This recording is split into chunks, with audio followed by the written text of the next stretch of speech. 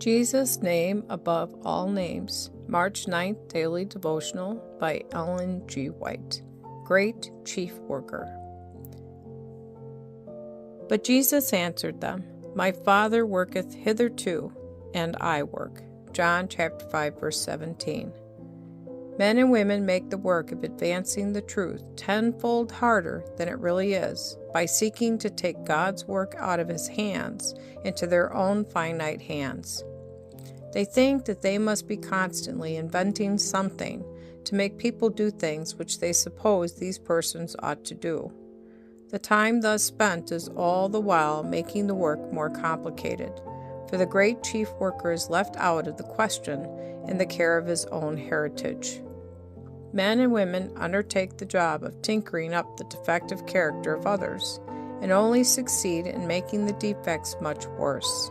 They would better leave God to do His own work, for He does not regard them as capable of reshaping character.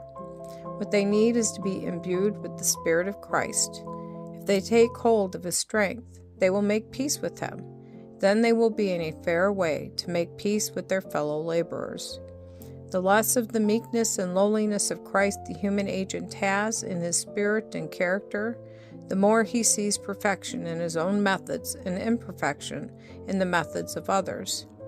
Our only safety is to watch unto prayer and to counsel together, believing that God will keep our brethren as well as ourselves, for there is no respect of persons with Him. God will work for us when we are faithful students and the doers of His words. But when there is, on the part of the laborers, so manifest a disregard of Christ's express command that we love one another as He has loved us, how can we expect that brethren will heed the commandments of finite human beings and the regulations and definite specifications as to how each shall labor? The wisdom that prescribes for us must be supernatural, else it will prove a physician that cannot heal, but will only destroy.